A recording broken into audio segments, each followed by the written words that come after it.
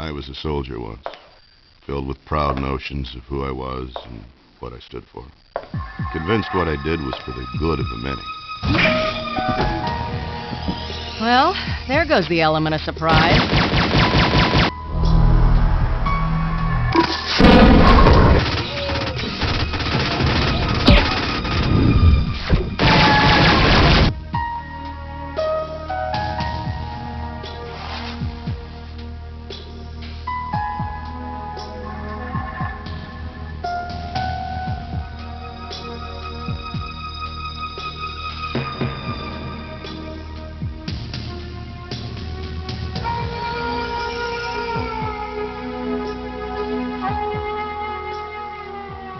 My name's Chuck O'Shea, and I'm the head of the Assassin Studio. We came up with Assassin basically based on the fact that about a year and a half ago we were playing a lot of stuff like Doom and Dark Forces, and so what we tried to do with Assassin is we sort of broke down everything that we didn't like about the other games and kept a lot of things that we did like. We'd like to have a storyline, which is something really unique in any sort of first-person shooter. The only kind of games that you saw that had a storyline were full-motion video games for the most part, and we wanted to exploit what was most fun about those other first-person shooters, and that was basically killing. You wanted to be able to shoot as much stuff as possible, but you didn't want to be in a situation where you had killed everything in the level, but you couldn't exit. So what we did was, we decided by putting a storyline and by putting motivation and a plot into the game, we could give you a reason for going through it, and we could stack the level with more enemies, because you'd have a set goal to achieve, and by achieving that goal you'd actually pass through all the areas where the enemies occurred. When we first started talking about Assassin and what we wanted to do to make it different, we wanted to add a story element, and the thing that we kept coming back to was Die Hard, that starred Bruce Willis, and we liked the element of somebody being put into a situation where they weren't sure exactly what was going on, but the plot would unfold as they progressed through this environment, and we liked the idea of putting it in a building. As you play the game, you'll see environments that range from rooftops. You'll see production areas which have conveyor belts and basically areas where they produce the robots in the bowels of the building. You'll see the basement area. You'll see office areas. You'll see levels that are under construction, and it pretty much runs the gamut of different styles, and I think it makes the game a lot more interesting for the player, because instead of going from level to level and just experiencing new enemies, they'll go from level to level and experience new environments. Hi, I'm Matt McDonald. I'm the art director, cinema designer for the Assassin project. Well, first off, we'd storyboarded the entire opening sequence, all the between-level cutaways and the in-level cutaways. From those storyboards and character design sheets, we designed the characters. We used Lightwave on the PC to model all the characters, and all done in 3D, and then we used motion capture to animate those characters.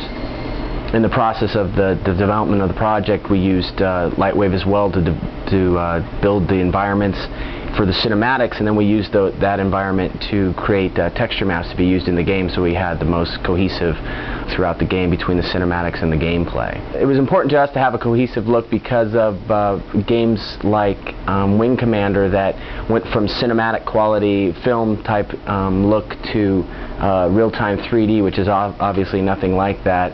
We wanted to keep something that was totally consistent, that there wasn't going to be any abrupt changes to make you feel that you're taken away from the game or taken somewhere else. We wanted everything to feel the same throughout the entire game. My first source of inspiration for the project was probably Blade Runner, and you can see that's pretty evident in the opening sequence, as well as some of the characters' clothing, the street clothes.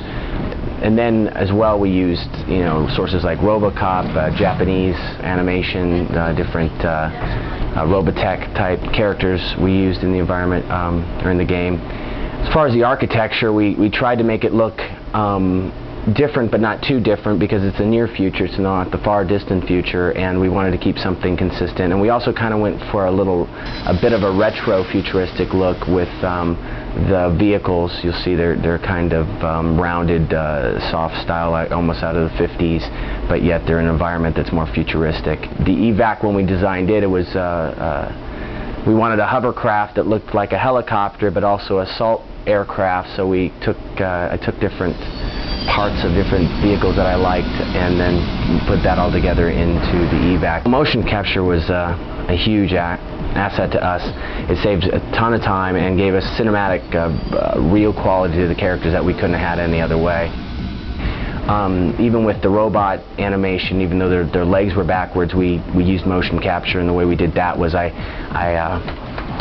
walked backwards, crouched down like this, and then we took my upper body data and swung it around 180 degrees so that all the robot characters have a human feel to them, yet they're robotic.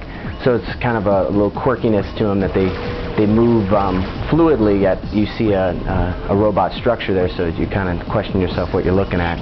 The things that are pretty transparent to the user is all the palette shifting that we do. While you're playing the game, maybe you'll notice that on some of the doors as you go through them, you'll see an animation of you going through the door. When that happens, there's actually a palette change going on. And doing things that way enables us to use an infinite amount of colors per level.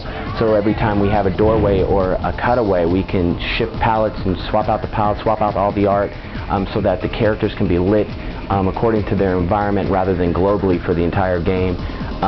The gun can be lit accordingly, and so on, so that we get unlimited color. So that's why we have a more cohesive look and a feel to our environments. My name is Rich Karp. I was a lead programmer on Assassin, which mostly means that I did most of the gameplay stuff. The game's fairly straightforward, but there are a lot of special cases in it. A lot of the enemies have to be killed before certain doors open and things like that, so that was a little bit difficult. Just from the initial design, it was sort of a perspective first-person game, but it added the element of multimedia to it in an integrated way and told the storyline.